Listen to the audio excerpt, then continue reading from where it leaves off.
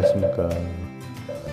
불교화교는 6권에서 11권 제118회차 서일권. 자, 오늘은 지난 시간에 우리가 열애 10대 발언문에 대해서 살펴보았어요. 천수경에 있는 내용하고 같아요. 신묘장구 대다라니 천수경은 있고, 사대주는 관세음 보살 두 진언하고 부처님의 두 진언하고, 그래서 네 가지 큰 주문이다라고 하는데, 앞뒤는 이제 천수경하고 같은 부분이 많죠. 그래서 열애 10대 발언문에 대해서 오늘은 이제 발사홍서원에 대해서 하는데, 본론에 들어가기 전에 굉지록에 있는 개송 하나 살펴보겠습니다. 합장들 하시고요.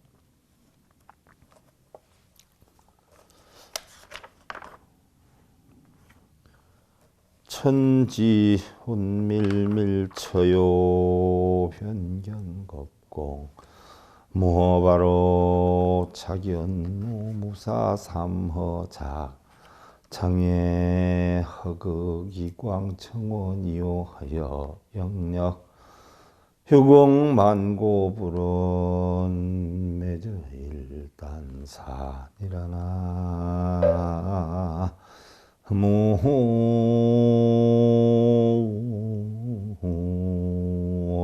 무미다.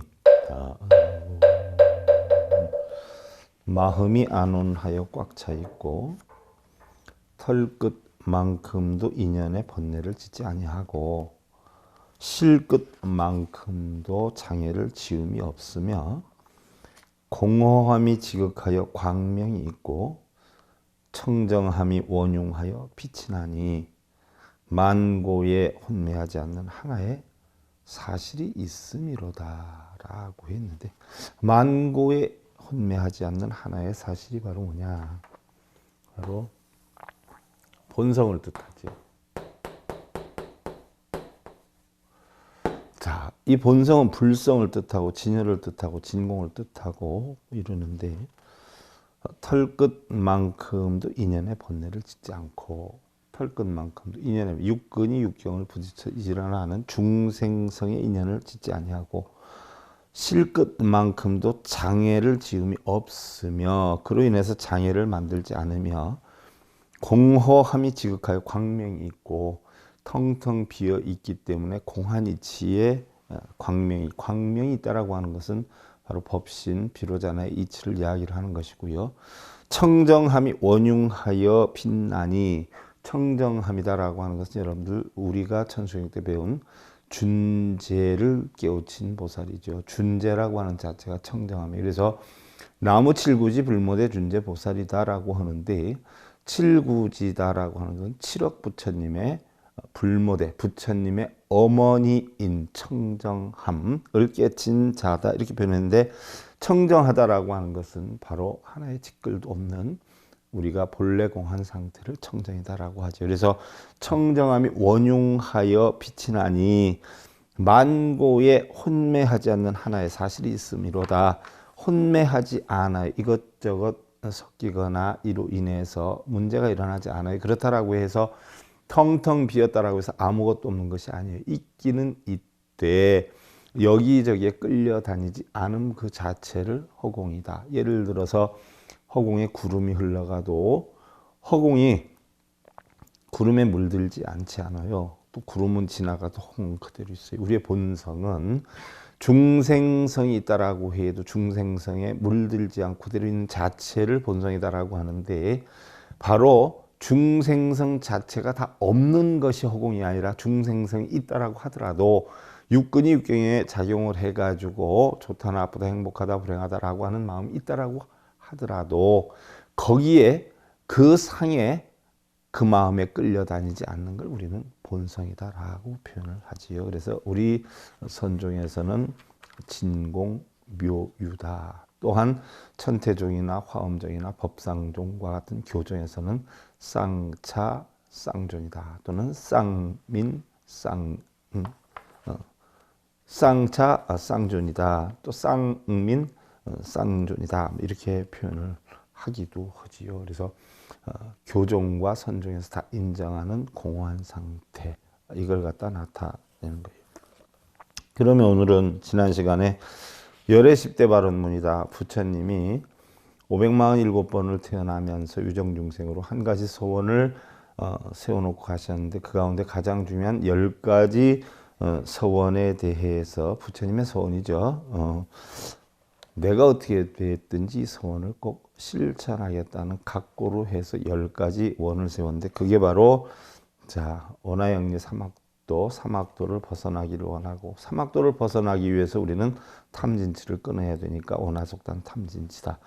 탐진치를 끊으려면 탐진치가 무엇인가를 확실히 알아야 되니까 불법성 삼보의 가르침을 배운다라고 해서 원하성문 불법성이다라고 했고 알아보니까 탐진치를 끊으려면은 개정에 삼학을 해서 끊어야 된다라고 해서 개정회를 익히겠다 해서 원하근수 개정회라고 했고 그럼 이런 걸 하면서도 부처님의 공부를 해야 되기 때문에 원항수 재불학이다라고 했고 결코 내가 깨달으면서 물러나 하는 마음을 없애겠다라고 해서 원하불태보리심이라고 했고 그 이치를 터득하니까 우리는 한순간에 바로 극락으로 가게 되니까 원하결정 생안양이다라고 했고 극락에 가서 보니까 자성미타라 자성 본성을 보게 되니까 우리는 아미타를 친견하게 됐고 이러한 것을 깨달음으로 그치지 않고 일체의 모든 중생들에게 놔두어서 가르침을 주겠다라고 해서 원하분신 변진찰이라고 했고 모든 중생을 넓고 크게 구제를 하겠다라고 해서 원하강도 제중생이다라고 했어요. 10가지 서원에 의해서 오늘은 발사홍서원인데 사홍서원이다라고 하는 것은 4가지 큰 서원이에요. 일례를 하나 들면 우리는 각자가 서원이 다 있어요. 여러분들도 각자가 서원이 다 있겠죠. 나는 아들을 결혼시키겠다.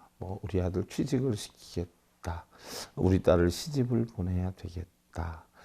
이런 각자의 서원이 있어요. 이런 것을 별언이다라고 해요. 그럼 우리 불교에서 각 부처님이 세자제왕 열애시에 바로 법장 비구가 태자로 태어나서 무슨 일이 있어도 나는 깨달음을 얻겠다라고 했을 때 48가지 원을 세워서 그 원을 성취를 해서 깨달음을 얻게 됐죠. 이것이 바로 아미타 부처다라고 했는데 그럼 아미타 부처가 된 48가지 원, 이건 아미타 부처만이 가질 수 있는 원이기 때문에 별원이다라고 그러고 또 약세르 부처님도 12가지 원을 세워서 부처가 되었어요. 그래서 이것도 별원이다라고 표현을 하고 또 보현보살도 10가지 원을 세우고 관세음보살님도 10가지 원을 세웠고 부처님도 10가지 원을 세웠어요. 이런 것들이 다 별원이다 이렇게 표현을 하는데 총원이라는 게 있어요.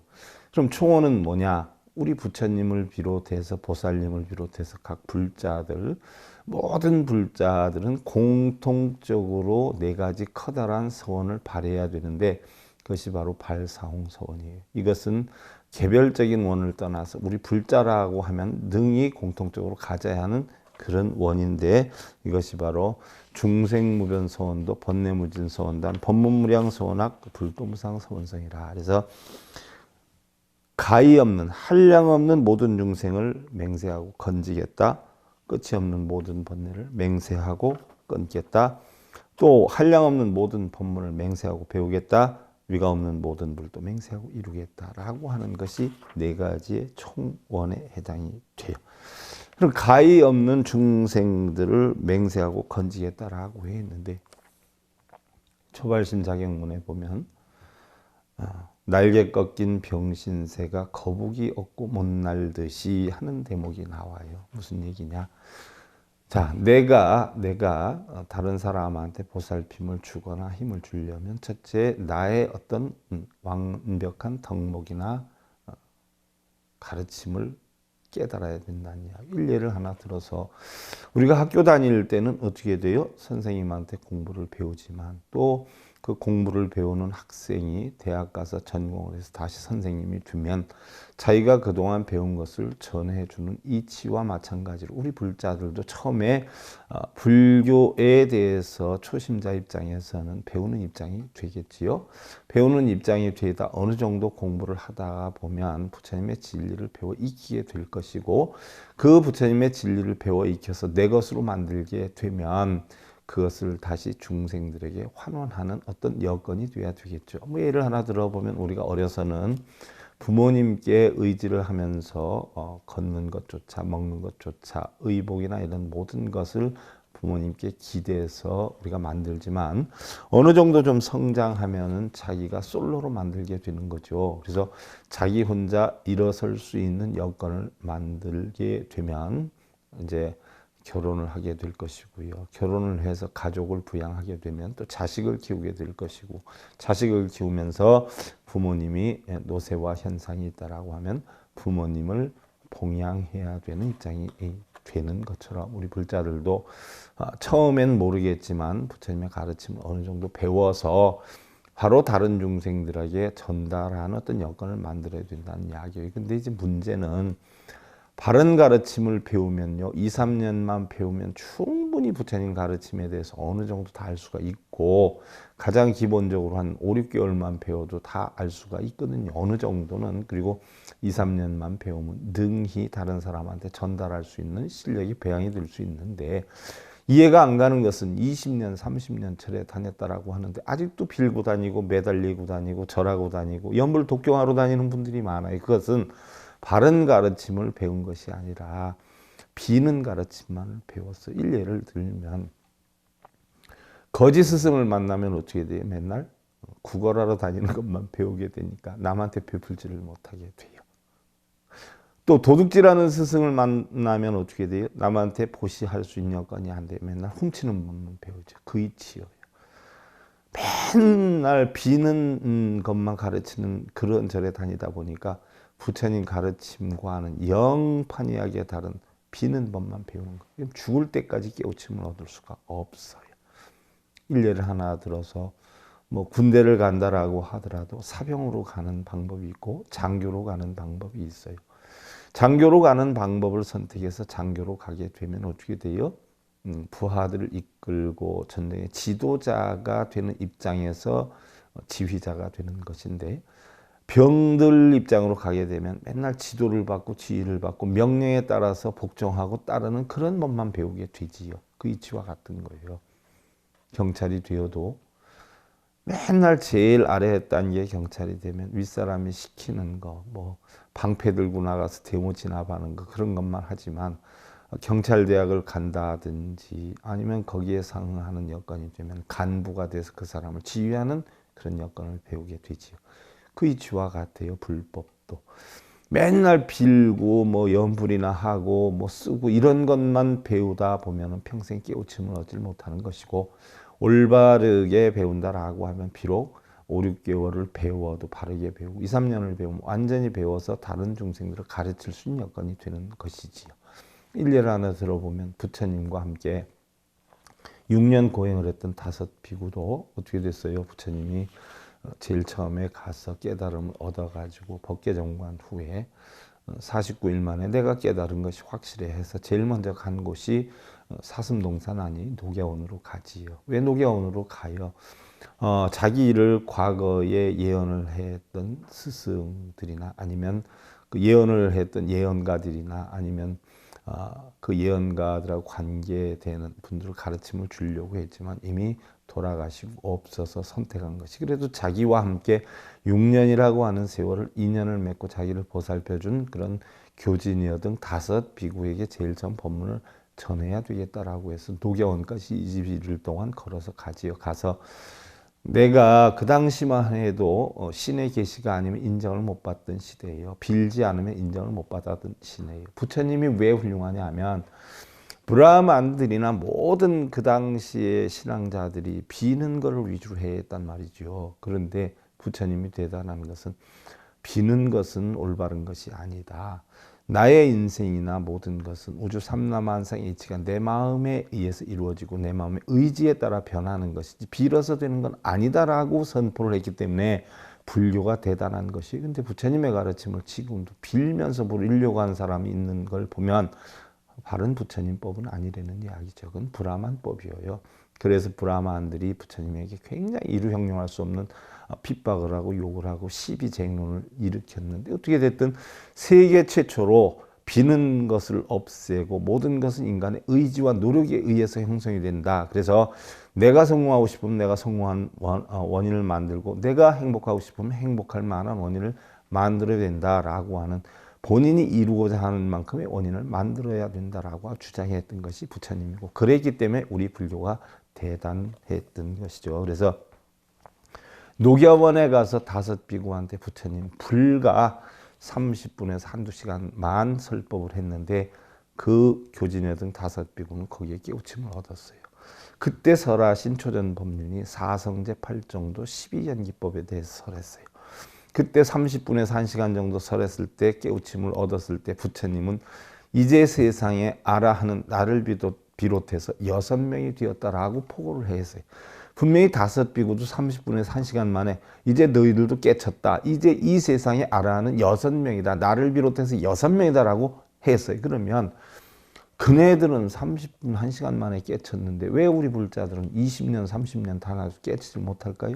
아까도 말씀드렸지만 깨우치는 법을 배우는 게 아니라 빌고 구걸하는 법을 배우기 때문에, 그런 건 3000년을 배워도 뭐요? 깨우칠 수가 없다는 얘기예요. 나중에 부처님이 그런 말씀하셨죠. 빌고 매달리는 사람한테는 법문을 하지 말아라. 왜? 아무리 좋은 법문을 해도 그네들은 비방을 할 뿐이지, 비는 자들은 오로지 빌 뿐이 모르니까 그네들은 법문을 일체하지 않아야 된다라고 했어요. 그래서 믿습니다 하고 빌고 절하고 매달리는 사람한테는 부처님이 법문하지 말라라고 했어요. 왜? 무엇이 꼭 이루어주는 걸 알고 있는 사람한테 내 스스로 만들어야 된다라고 하는 가르침을 주면 그네들이 알아듣겠냐는 이야기죠. 부처님이 2번이나 열반에 드시려고 하셨던 것도 중생들은 욕심이 있기 때문에 욕심을 다 버려야 당신 법을 배울 수 있는데, 그 욕심을 버리지 못하기 때문에 법을 깨우칠 수가 없다라고 했어요. 그래서 비는 자들은 뭐예요? 욕심을 가지고 있기 때문에 깨우칠 수가 없으니 법문하지 말아라고 했던 것이죠. 그러면 우리 불자들이 4가지 큰 소원을 가져야 되는 것 중에 첫 번째가 모든 중생을 다 맹세하고 건지겠다라고 했어요. 뭐 일례를 하나 들어서 중생을 건진다, 중생을 구제를 한다라고 하면 마치 물에 빠져 있는 사람 건져내고, 배고픈 사람 밥 주고, 돈 없는 사람 돈 주고, 뭐 자비심을 여러분들 흔히들 보면 아이고 스님 자비심을 베푸십시오, 아이고 절에서 자비심을 베푸려야지 이러는데, 그 자비의 뜻을 모르고 하는 분들이 되게 많아요. 예를 들어서 어떤 사람이 도둑질을 했어요. 그럼 자비심을 베푸는 것이 그 도둑질을 한 것을 용서를 하는 게 자비심을 베푸는 걸까요? 부처님의 법은 제약, 막작, 중선봉이, 나쁜 것은 목숨을 걸고라도 잡고 막고, 좋은 것은 어떠한 일이 있어도 받들어 행해라라고 했던 거예요. 그럼 도둑질하는 사람한테 자비를 베푸는 건 뭐예요? 그 다음부터 도둑질 않고 바른 삶을 살게 하기 위해서 뭐예요? 잡아다가 경찰서에 갖다 주는 게 자비예요.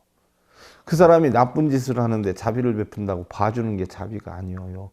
배고픈 사람한테 밥 주는 게 자비가 아니에요. 그 배고픈 사람은 뭐예요? 밥을 자기가 만들어 먹을 수 있는 기술을 가르쳐 줘야 돼요. 그게 자비예요. 돈 없는 사람한테 돈 주는 게 자비가 아니에요. 돈 버는 법을 가르쳐 주는 게 자비예요. 우리 불교의 자비사는 아낌없이 베풀어라라고 했는데, 일반 사람들은 어떤 금전적인 어떤 여건을 아낌없이 베푸는 걸로 아는데 아니에요. 그 사람이 진실로 살 수 있도록 마음적으로 기술적으로 고통을 받는 그런 법을 없앨 수 있는 것을 진실로 베풀어라고 한 것이지 돈을 베풀라라고 한 거야. 물론 보시에는 법시, 제시, 무예시가 있어요. 물질적으로 해야 될 때는 하지만 부처님 법을 할 때는 해라. 또 무예시는 두려움에서 건져준다라고 했지만 보시 가운데 가장 훌륭한 보시는 법보시다라고 했어요. 진리를 가르쳐 주는 것이라고 했어요. 그게 자비예요. 그래서 첫째는 모든 중생을 맹세하고 건진다라고 하는 것은 내가 깨달음을 얻어서 어떻게 돼요? 그 깨달음을 전하는 것을 중생구제라고 하는 거예요. 밥 못하는 사람 밥하는 법 가르쳐주고, 기술 없는 사람 기술법 가르쳐주고, 세상의 지혜를 모르는 사람에게 지혜를 아는 사람이 가르침을 주는 거, 이게 불교죠. 지혜를 아는 사람은 부처고 모르는 사람은 중생이에요. 그래서 내가 부처가 되어서 결국 모르는 사람에게 전하겠다라고 하는 게 모든 중생 다 건진다라는 이야기고요. 그러면 내가 모든 중생 건진다라고 할 때에 내 마음에 번뇌가 있으면 안 되죠. 뭐 지난번에도 잠깐 얘기를 했지만 대머리를 고치러 병원에 갔는데 의사가 대머리다라고 한 문제가 있는 거지요. 자, 적어도 불법을 전하려고 하는 사람의 마음 어떻게 돼요? 탐진치심이 없어야 돼요. 번뇌 걱정 없애는 법을 터득해야 돼요. 그래서 걱정 근심 번뇌나 탐진치가 뭐에 일체 없어야 돼요. 그래야 다른 사람에게 뭐에 법을 전할 자격이 있는 거예요. 근데 대부분의 분들 보면 어떻게 돼요? 절에 가서 보면 스님들은 조직 만들어서 패싸움에서 주짓자리 만들려고 확보를 하고 싸움질하고 그런 패를 만들면서 어떻게 중생구제를 해요? 자기가 탐욕심으로 완전히 가득 차 있는데 그런 분들이 어떻게 중생에 법문을 한다고 나와서 서 있고 어떻게 불법을 전한다고 하고 있을까요? 납득이 되지 않아요. 그래서 두 번째 서원은 끝이 없는 모든 번뇌를 맹세하고 끊으리다라고 했어요. 번뇌 끊는 법을 배운 자만이 번뇌 끊는 법을 가르칠 수가 있는 거예요. 그래서 내가 이루 형량할 수 없는 중생을 구제하기 위해서는 내 마음속에 탐진치와 걱정, 근심, 번뇌를 없애는 법을 터득해야 된다는 이야기예요. 그럼 그걸 터득하려면 저절로 나 탐진치 없애게 해주십시오. 소원성취 이루게 해주십시오. 빈다고 없어지겠냐는 이야기예요. 바로 한량이 없는 부처님의 모든 법문을 맹세하고 배워야 된다는 이야기죠. 그게 바로 법문무량서원학이에요. 배워야 되지요. 인간으로서 살 자격이 있는 자는 인간으로서 살 만한 교육이 필요하다라고 유럽의 철학자들은 이야기를 해요. 그럼 우리가 성공하고 행복하게 살려고 한다라고 하는 성공하고 행복하게 사는 법을 배워야 되는 것이지 그런 건 배우지 않고 빌기만 해서 되는 건 아니에요. 그래서 부처님의 법을 무슨 일이 있어도 배우겠다라고 맹세를 하는 것이 법문무량서원학이에요. 그렇게 해야 부처님 법이 위가 없는 모든 불도라라고 했어요. 위가 없는 불도는 더 이상 깊고 높은 것이 없다라고 해서 무상심신미묘법이라고 했어요. 그래서 무상정등 정각이다라고 했고 무상정변 정각이라 했고 범어는 안욕따라 삼맥삼보리라고 했어요. 더 이상 높은 것이 없는 부처님의 도를 맹세하고 이루게 했다는 이야기예요.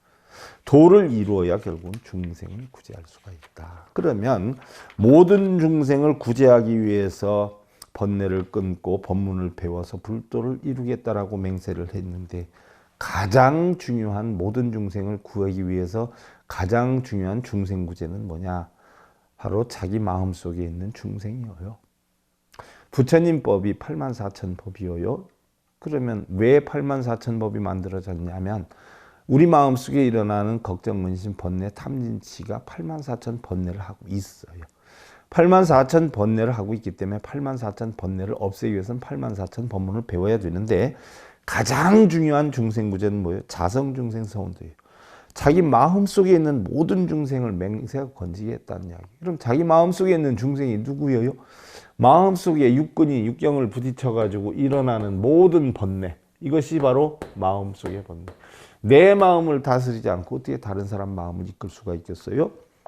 내 마음의 중생심을 없애고 어떻게 다른 중생심을 없앨 수가 있겠느냐는 이야기예요. 그래서 가장 큰 중생은 우선 내 마음속에 있는 걱정, 근심, 번뇌, 탐진치 등 84,000 모든 번뇌, 공한 이치를 벗어나서 유무를 따지고 좋고 나쁨을 따지고 행복과 불행을 따지고 이득과 손해를 따지고 복락을 따지고 공덕과 업장을 따지고 이런 것들이 있다라고 하면 결코 깨달음을 얻을 수 없기 때문에 내 마음속에 있는 중생을 다 건지겠다라고 했어요.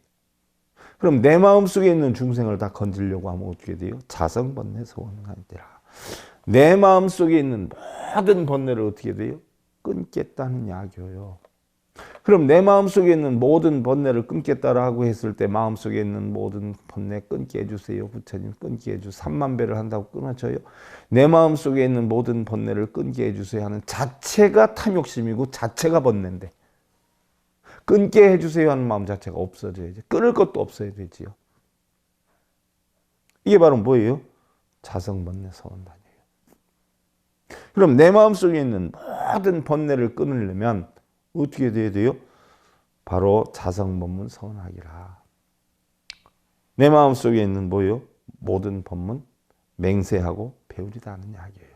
모든 진리 배우겠다는 이야기예요. 그래서 자성불도 서원성이라. 그래서 마음속에 모든 불도를 맹세하고 이루리다 하는 이야기예요. 중생구제 가운데 제1중생은 자기 자신이고 제2중생은 가족들이에요. 가족들.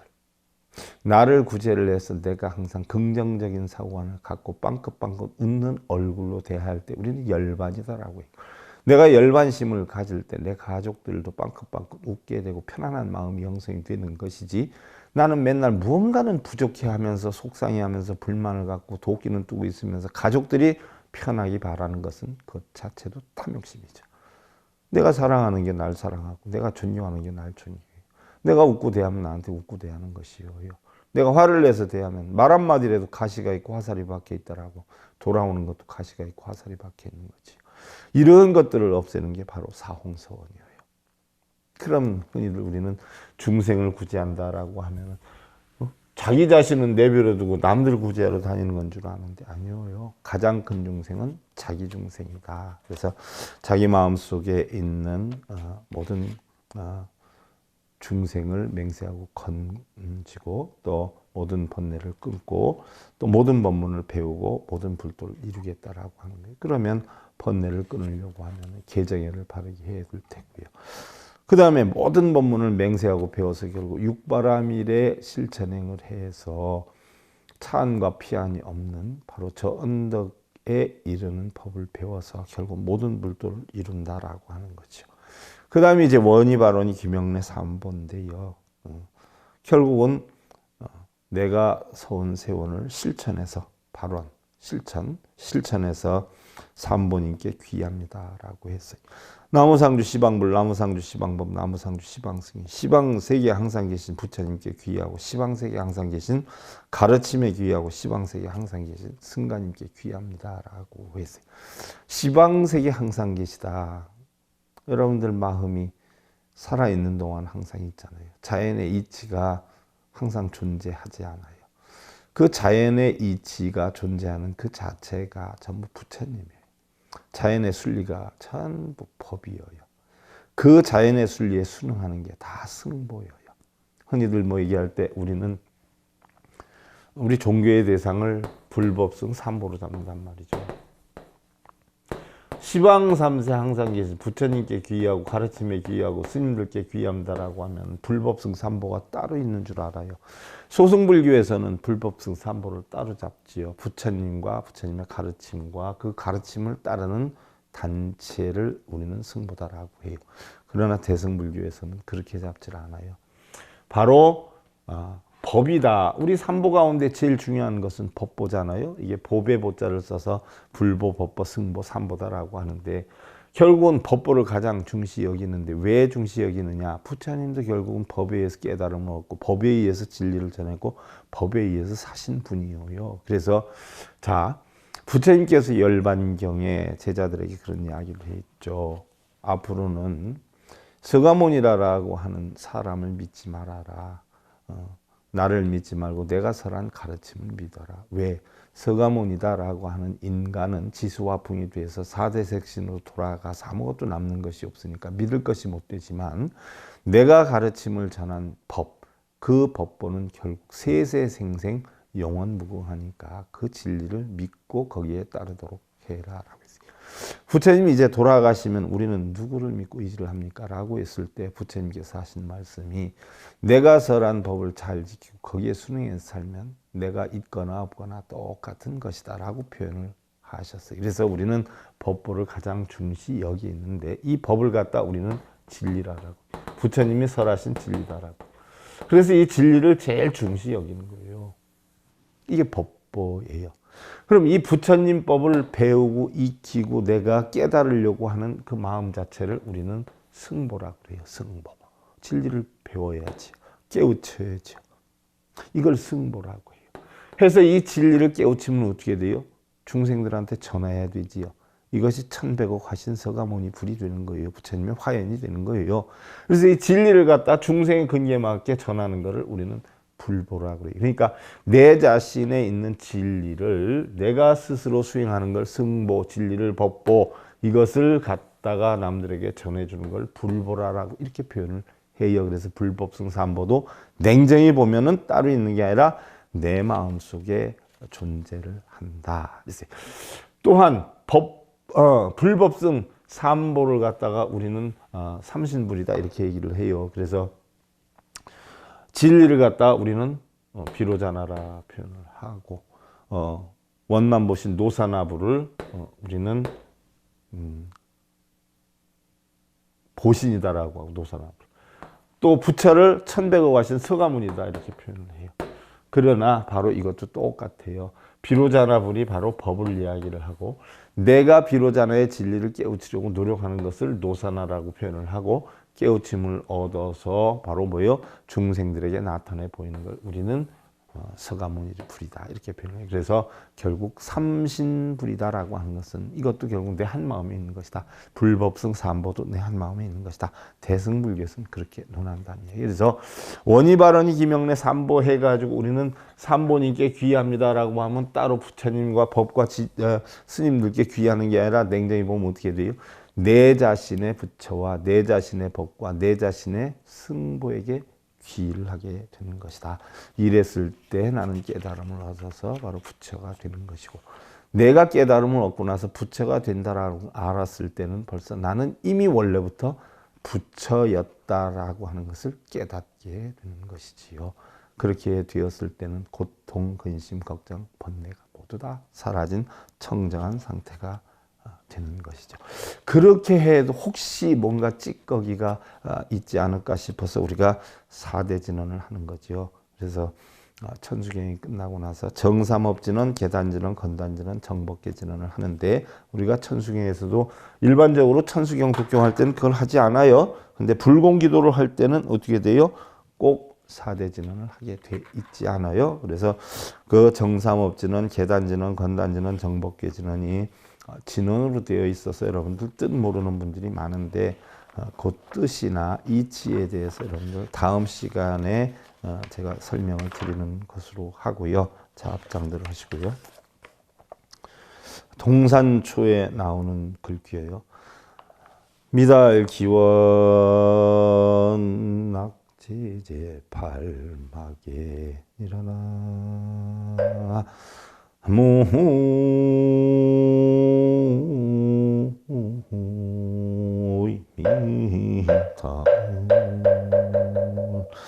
마음의 근원에 도달하지 못하면 본성에 도달하지 못하면 제8아뢰야의 미세유주인 자 제8식이 아뢰야식이어요. 이것을 갖다가 우리는 시계작용이라고 하는데 거기에 아직 찌꺼기가 있어요. 미세유주. 이 찌꺼기를 갖다 뭐라 그러냐? 마구니라라고 표현을 하죠. 그래서 우리가 마구니는 뭐 실제로 뭐 마구니가 있는 게 아니라 탐진치, 걱정, 근심, 번뇌를 마구니라고 한 것이 바로 그 이야기인데 우리가 마음의 근원, 본성을 찾는데 도달하지 못하면 아직 남아있는 제8식, 함장식, 아래아식에 조금씩 미진하게 미세유주, 삐칠하게 남아있는 찌꺼기 이 자체를 마라 그러는데 바로 마의 경계에 떨어지느니라 그랬어요. 본성을 찾지 못하면 아무리 티끌만한 찌꺼기가 있다라고 하더라도 우리는 결국 중생에 떨어지느니라. 부처는 부처를 보고 절을 하지 않아요. 중생은 부처를 보고 절을 해요. 그래서 중생이 되다 보니까 맨날 빌고 매달리는 거예요. 사실은 빌고 매달려도 해결이 될 것이 없어요. 본성은 요동이 없고 세상은 요동이 없어요. 내 바람대로 되는 게 없어요. 그래서 부처님 가르침은 세상의 바람대로 뭐요? 나를 끌고 가라. 이게 깨달음이다라고 했어요. 이것이 바로 금강경에서 얘기하는 응무소주이생기심이다 라는 이야기. 그러한 이치 깨달아서 여러분들 늘 편안함 이루시길 기원드리면서요. 불교학개론 6권에서 12권 제118회차 서길봉이었습니다. 감사드립니다.